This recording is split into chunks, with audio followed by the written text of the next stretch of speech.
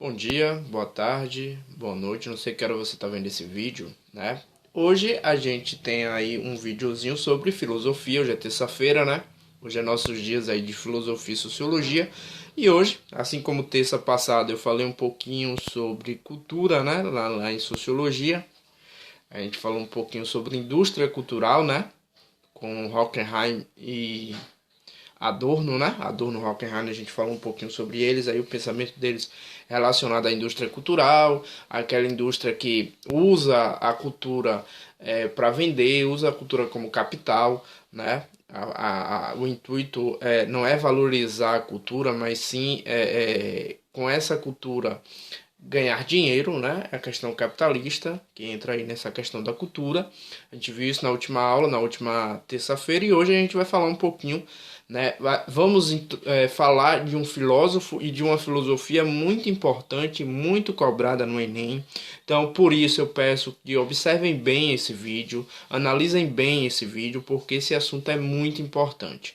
A gente vai adentrar agora a chamada filosofia moderna. É dos ramos da filosofia mais cobrados dos últimos 10 anos de Enem, certo? Ano passado também caiu muito sobre filosofia moderna e principalmente sobre esse filósofo que a gente vai falar hoje, que é René Descartes. René Descartes é super importante, gente. Ele é considerado simplesmente o criador da filosofia moderna. Ele quebra um paradigma, né, que é o paradigma da Idade Média.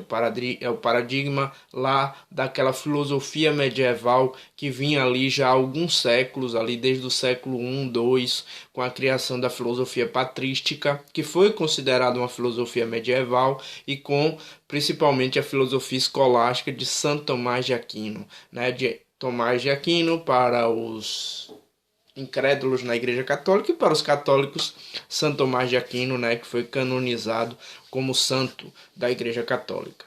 Né? Essa filosofia que tinha ali uma visão platônica, aristotélica, muito importante, mas levando esses pensadores para o cristianismo. A gente chama isso de cristianização de Platão, cristianização de Aristóteles. Né? Essa é uma tentativa de levar os grandes pensadores da filosofia clássica para dentro do cristianismo, para comprovar a existência de Deus. Né? Então, tanto Santo Agostinho como Santo Tomás de Aquino vão tentar fazer isso. E eles vão tentar basicamente bastante conciliar fé e razão. A filosofia moderna não. A filosofia de Descartes de jeito algum. A filosofia de Descartes quer afastar totalmente a questão religiosa, totalmente a questão da crença, né? Tanto que por alguns períodos principalmente na Revolução Científica, né? Você vai ter aí a galera vai se afastar um pouco de Aristóteles, porque Aristóteles ficou muito visto como as ideias de Aristóteles foram muito ligadas à questão do cristianismo por Santo Tomás de Aquino. Então, a filosofia moderna ela tenta se afastar dessa crença. E a filosofia, logicamente, quem vai primeiro fazer isso, quebrar esse paradigma, quebrar essa lógica, é Descartes, né? Então, qual é o contexto? Primeiramente, qual é o contexto do início dessa filosofia moderna? O contexto, gente, a gente está vivendo aí o Renascimento, né? Descartes ele viveu ali de 1500 e finalzinho, não, 1596, se eu não me engano. Eu tenho um resumozinho, data específica, por favor, já falei isso para vocês, data específica, não se apeguem muito a datas específicas, né? Porque a gente não vai ficar decorando data de quando nasceu. Lá não vai cair no Enem, né? Quando foi que nasceu Descartes? É maluquice, não existe isso, certo? Mas Descartes, se eu não me engano, ele vive de 1596 a 1550 ou 1650, né? Se eu não me engano, ele viveu poucos anos aí, 51, 52 anos, algo desse tipo. Então, ele viveu muito pouco, viveu muito, muito pouco mesmo, mas foi um cara muito importante. Foi um cara ali do início do século XVII, que é o século da Revolução Científica. Então, outro contexto aí, Revolução Científica. Mas o Renascimento ele vai ser muito importante para a questão de transição. Na verdade, o Renascimento ele é a transição da Idade Média para a Idade Moderna. Né? O que é o Renascimento? É aquele Renascimento comercial, né? Que é quando o comércio ele volta a existir, né? Onde o excedente volta a existir. O que é o excedente? É o que sobra da agricultura de subsistência. Essa agricultura de subsistência que antes só produzia para só se produzia para sobrevivência, agora vai ter um excedente, vai ter uma sobra. Essa sobra vai ser feito o renascimento comercial. Então, esse renascimento comercial leva a um renascimento urbano, ou seja, a volta das cidades, os chamados burgos, daí burguesia, né? E a volta, logicamente, o renascimento cultural, né? A volta das ideias greco-romanas muito presentes aí. Então, é nesse contexto que surge ali René Descartes com as suas ideias. E aí surge uma das primeiras correntes da filosofia moderna. A filosofia moderna tem várias correntes importantes, várias correntes que a gente vai trabalhar daqui até janeiro, né? Que é as correntes filosóficas. A de hoje, a que a gente escolheu, a que eu escolhi e a que na cronologia é a primeira da filosofia moderna e talvez a que impulsionou as outras, inclusive como críticas, né? A gente vai ter o empirismo criticando o racionalismo, mas o racionalismo é a corrente filosófica que a gente vai estudar hoje, né? Hoje a gente vai estudar o racionalismo de René Descartes. René Descartes é francês, considerado o pai do racionalismo, certo? Se ele é considerado também um dos impulsores da filosofia moderna, ele é considerado o pai do racionalismo. Gente, racionalismo tem tudo a ver com razão, certo? É uma razão até certo ponto exacerbada, exagerada, certo? Tanto que lá na frente, quando a gente for ver Nietzsche, prepare-se, a gente vai ver Nietzsche, né? Lá quando a gente for ver Nietzsche, a gente vai ver que Nietzsche foi um dos críticos. Na verdade, Nietzsche criticou todo mundo, né? Inclusive René Descartes, logicamente que ele vai dizer, né? Nietzsche dizia naquela época que o racionalismo, ou que a razão exacerbada, exagerada, levaria a grandes catástrofes. E um século depois que Nietzsche fala isso, ocorrem as duas grandes guerras mundiais. Tanto que a filosofia da época relembra Nietzsche, vai dizer, Nietzsche falou, a razão exacerbada levará a grandes catástrofes. Então era uma crítica também. E o pai dessa razão, talvez exagerada, em duvidar de tudo, em colocar tudo sobre a pauta da dúvida, que a gente vai chamar de dúvida hiperbólica, ou seja, o que é hipérbole? Hipérbole é exagero, né? Quando a gente diz assim, eu estou morrendo de fome, né? Isso é um hipérbole. Ou seja, Amanda pode falar melhorzinho. Amanda pode falar melhor para vocês, né? Que essa questão da hipérbole, né? Hipérbole é exagero. Você tá com fome, você não vai morrer de fome. Então você diz, eu tô morrendo de fome, né? É um exagero, é uma hipérbole. Então a dúvida hiperbólica é uma dúvida exagerada. Ou seja, porque ela é colocada sobre um aspecto de uma razão exagerada. Por isso que a gente vai trabalhar o racionalismo, gente. Pensem, é razão. Essa é a principal lógica do Enem para com Descartes. O trabalho da razão, a razão exacerbada, a razão colocada em todos os níveis, certo? Deixa eu ver uma lógica aqui, porque Descartes, para a gente não se perder, já falei a data, né? Outra coisa, uma dica importante, um dos filósofos mais cobrados em Enem nos últimos 10 anos.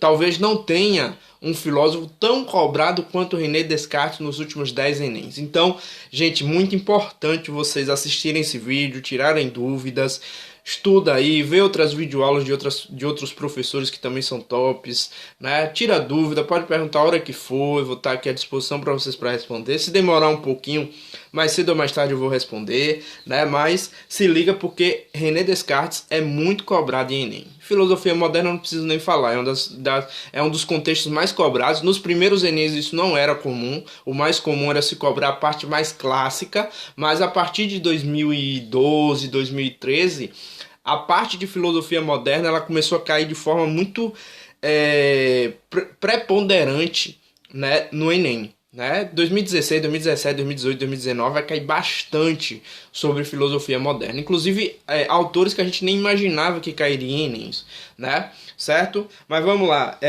Deixa eu ver, visto... Já falei disso também.